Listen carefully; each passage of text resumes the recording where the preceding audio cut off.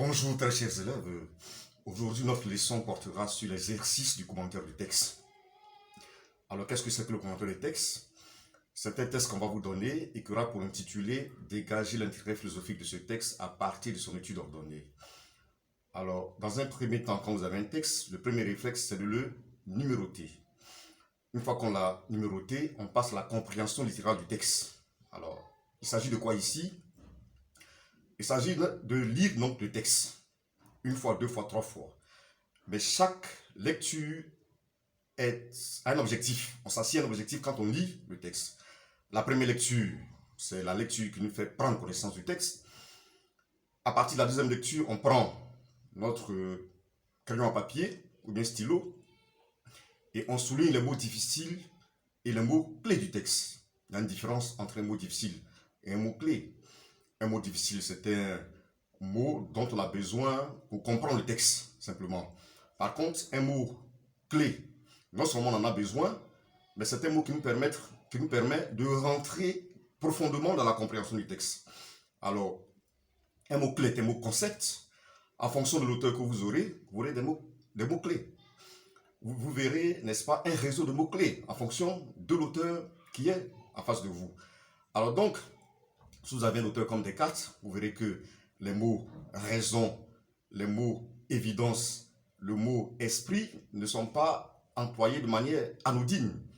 Il faudra éplucher, n'est-ce pas, le sens de ces mots concepts-là. Si vous avez un auteur comme Freud, les mots comme instinct, pulsion, agressivité sont des mots concepts. Il faudra les comprendre, n'est-ce pas? Il faudra en relever le sens profond de ces mots-là. Donc, une fois qu'on a défini les mots difficiles et les mots clés, eh bien, qu'on les a définis contextuellement, parce que la définition des mots est relative à sa contextualisation, on passe maintenant, eh bien, aux connecteurs logiques essentiels du texte. On les souligne et on donne aussi leur fonction. Ça, c'est la phase de la compréhension littérale du texte. Bien évidemment, 3 lectures ne suffisent pas. Il faudra lire et relire le texte. Alors, une fois qu'on a lu 3 fois, 4 fois, 5 fois le texte, on passe maintenant à la problématique du texte.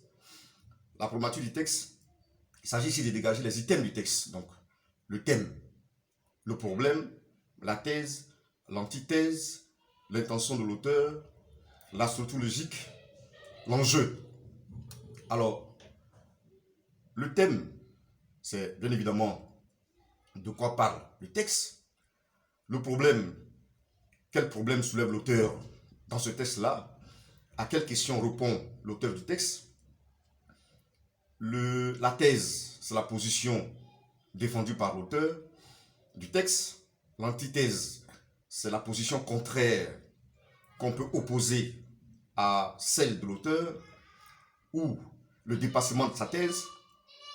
La structure logique du texte, c'est le découpage du texte en fonction du sens, en fonction, j'allais dire, du sens qu'on accorde, qu'on a vu, qu'on a décelé dans le texte là.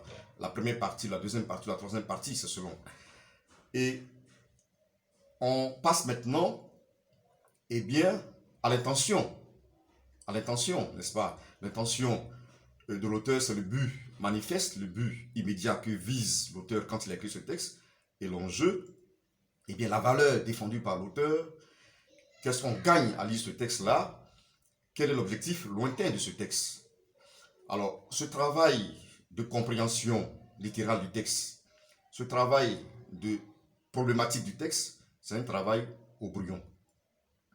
Une fois qu'on a fait ce travail-là, eh bien, on va passer au stade de la rédaction. Alors, la rédaction comporte bien évidemment l'introduction, l'étude ordonnée, l'intérêt philosophique et la conclusion. Alors, l'introduction, comment on l'a fait? L'introduction obéit à une structure, à une méthodologie.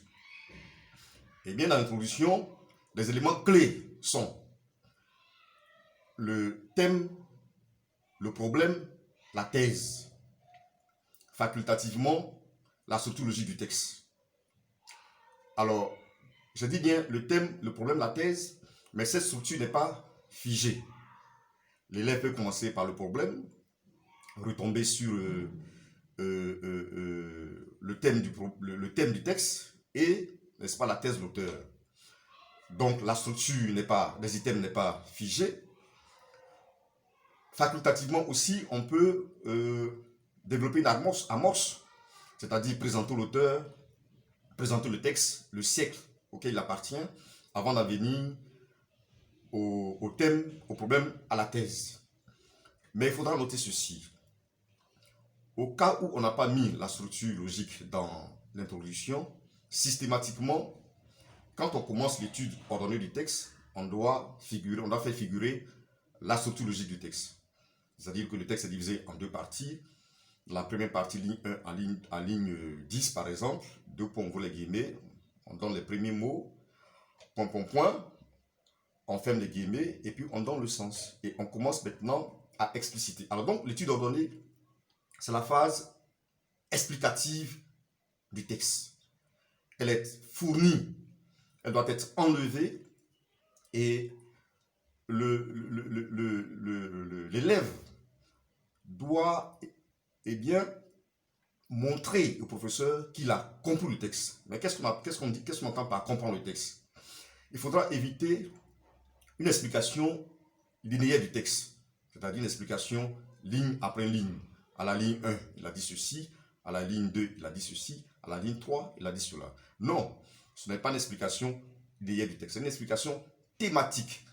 C'est une explication qui se focalise sur les idées principales, les arguments force, n'est-ce pas, de chaque partie du texte. Bien évidemment, on est dans la première partie, on n'est pas dans la deuxième partie. Il faudra éviter aussi les paraphrases, c'est-à-dire dire platement ce que l'auteur a dit. Il faut rester dans le texte, il ne faut pas faire de digression, il ne faut pas sortir du texte. Si le texte, par exemple, est divisé si le texte comporte 20 lignes et que par hasard, par le plus grand des bonheurs, on a la 21e ligne de ce texte en tête, il ne faut pas en parler. On reste dans le texte. Eh bien, on reste avec l'auteur avec lui-même.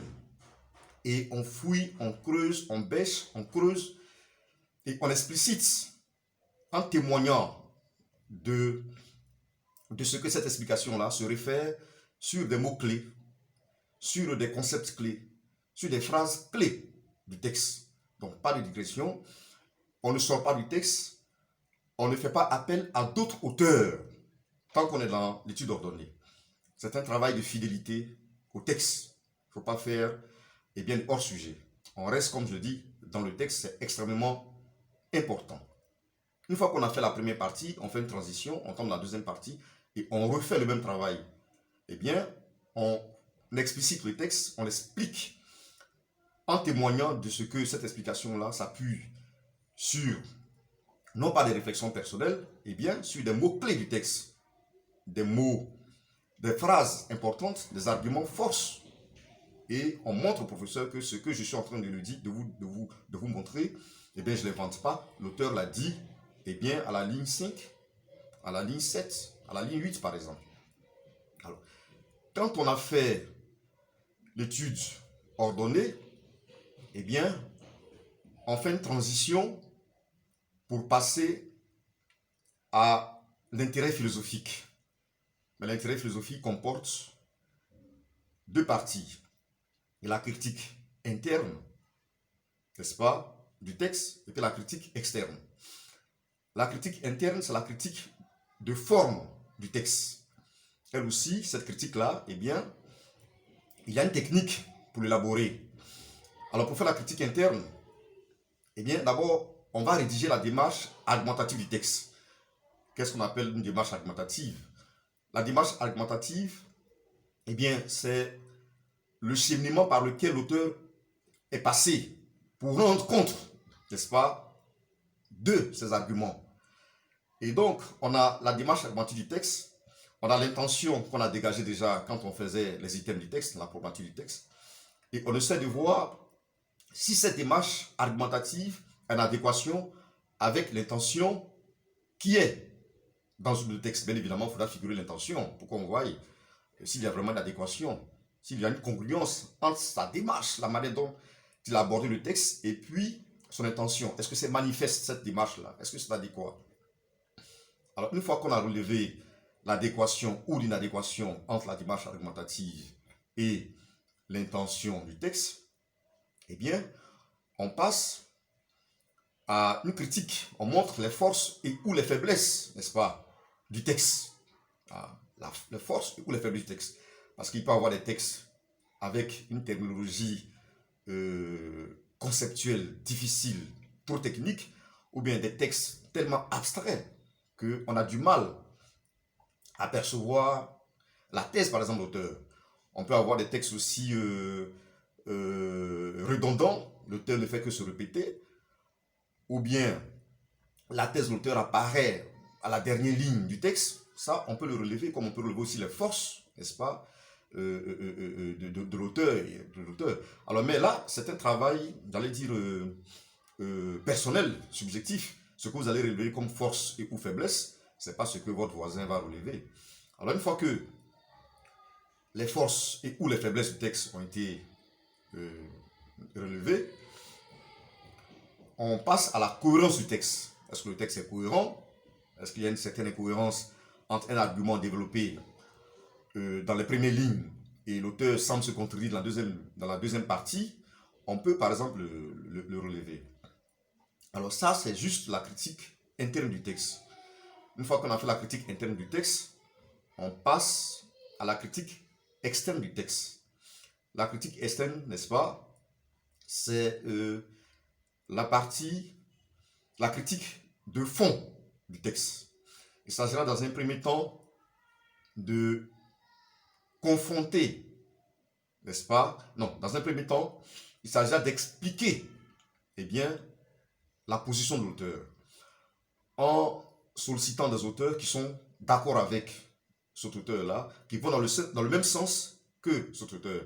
Bien évidemment, eh bien, c'est un travail de culture, c'est un travail où vous allez montrer à votre professeur que vous avez la culture, que vous pouvez, eh bien, développer l'argumentaire, bien évidemment, en sollicitant des auteurs, leurs ouvrages, leurs arguments. Si l'auteur est de Descartes, quels sont les auteurs, eh bien, qui vont dans le sens de Descartes?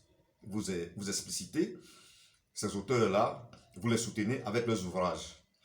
Et dans un deuxième temps, on passe à une controverse, on fait une transition pour montrer les limites des arguments précédents et, eh bien, on convoque des auteurs, eh bien, qui sont contre la position de l'auteur et on reprend le même travail où on sollicite leurs arguments, leurs ouvrages, leurs citations si possible, ou même si nous avons un argument de poids qu'on peut opposer à l'argumentation de l'auteur, on peut le donner. C'est un travail, eh bien, qu'il faut faire avec sérieux parce qu'on va juger, on va jauger votre niveau de culture. Bien évidemment, eh bien, ce que vous ferez sera relatif au cours que vous avez fait, relatif au texte qu'on vous a donné. Alors, quand on a fini cela, eh bien, on peut passer donc à la conclusion. La conclusion consistera à faire le bilan, eh bien, des tests qui se sont affrontés autour du problème que vous avez soulevé, et puis que vous avez soulevé dans la critique externe, bien évidemment. Et puis maintenant, on donne son point de vue par rapport, eh bien, aux thèses qui s'affrontent. Le point de vue, c'est-à-dire on prend fait et cause pour un axe ou pour un autre. Il faut que la conclusion soit aussi étoffée. Il ne faut pas faire une conclusion expéditive, une conclusion à la va-vite. Ah, vous avez pris le temps de faire une bonne introduction. Il faudra prendre le temps de faire aussi une bonne conclusion. Quand on a fini, on peut se remettre à lire le texte, à lire son travail, à vérifier si on n'a pas fait des fautes d'orthographe, des fautes de vocabulaire, des fautes de grammaire d'orthographe. Et puis, voilà, l'exercice est fini, on attend la fin de l'heure et on remet la copie au professeur. C'est un travail qui n'est pas difficile, c'est un travail technique. Il faudra suivre la méthodologie et le rendre. Il faut rendre le travail méthodologiquement. Ben, la première difficulté du commentaire de texte, c'est eh bien, la compréhension du texte. Il ne faut pas se précipiter. Un texte philosophique est un texte difficile, je l'avoue.